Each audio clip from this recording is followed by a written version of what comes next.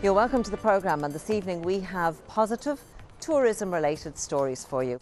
Last year in West Cork you had chefs gathering for a new competition that celebrates the culinary links between Celtic nations. It was a huge success and it demonstrates the potential that food has for attracting visitors to our shores. Anyway, that success has led to the fact that they're going to do it all again this year, next week in fact, as part of the West Cork Food Festival. And our first report gives you, if you'll pardon the pun, a taste of what you can expect. Down on the farm in West Cork. But these pigs wouldn't look so happy if they knew who their visitors were. 6 top chefs from the Celtic nations of Europe have gathered here at Avril Allshar's Caherbeg farm to source some fine West Cork produce in preparation for the first ever Celtic cook-off. So, how strong are their Celtic ties? You kind of forget about that kind of heritage, the history, the blood links. I know it's not close, but you know, the distant ancestry that we've got between the two nations. We're at the bottom end of England and we're not English. We are Celtics. It's very important for us to stick to our roots on that stand. I feel a lot of similar spirit with Brittany and Ireland. And this is a good connection between the both countries. It's so similar to the Isle of Man, it's quite frightening. You look at the countryside, and I'm saying to my wife, we could be in the Isle of Man here. I think our connections are going far. It's like when we play rugby together.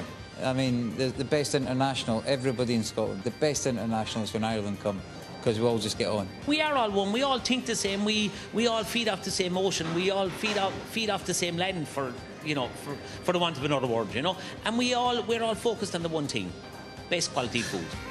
And this was certainly evident as the chefs sat down to lunch with some of the luminaries of the West Cork food scene, such as Gina Ferguson of Gobeen and Sally Barnes of Woodcock Smokery. And one thing they all agreed upon was that award-winning cookery needs quality, locally sourced produce.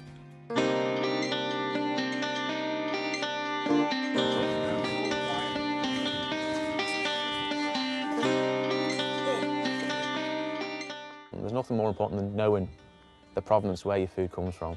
I spend a lot of time on the Isle of Man, going to my suppliers, seeing where the food's coming from, because then you know you've got the confidence in it to serve it, and it's good stuff. And this farm to fork philosophy isn't just limited to top chefs, as they found out when they dropped into the Taste of West Cork Schools cookery competition in Skibbereen. That is very impressive for the age group and the time scale they had, an hour and a half. I mean, there's restaurants that won't produce that kind of food in that sort of time. So, I mean, they're doing really well to be able to do that from scratch. And all with local produce as well, you can't ask for more than that. They all had visited, they had little boards to say where they'd come from. They visited the farms, they visited the dairy. So they know where the food's coming from as well, which is very important.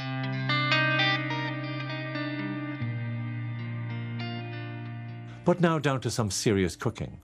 The host is the Bridgestone Guide's John McKenna, and the chefs are to cook in 2 groups of 3 in front of a sellout audience.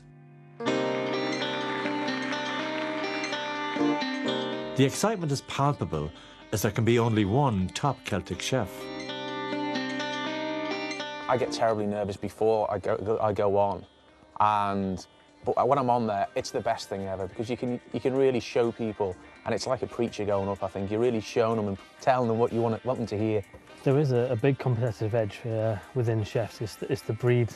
We've come to the festival, we've come to Skibbereen to do a job. But we compete every day in the restaurants, don't forget, so that's what it's all about for us. It's all about performing when we need to perform and getting the food right.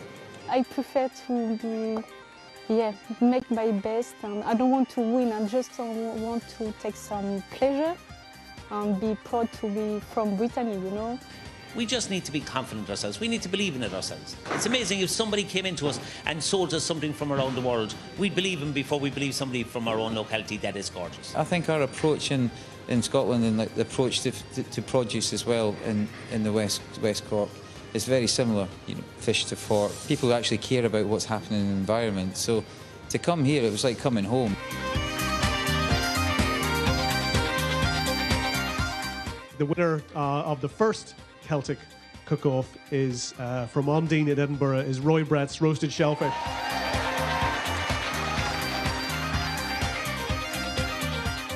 I did the hot roasted shellfish, and I used the sunburnt ale from Cork.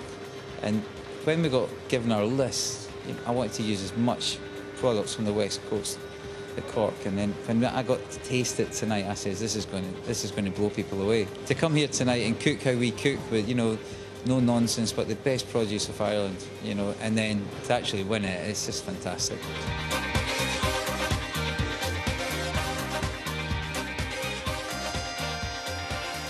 So the win for 2011 went to Scotland, and the Celtic Cook-Off will happen again next Wednesday, that's the 12th of September, in Skibbereen. And isn't it nice to see these links between Celtic nations being encouraged and developed? And let's hope they lead to opportunities and jobs in the food and the tourism sector.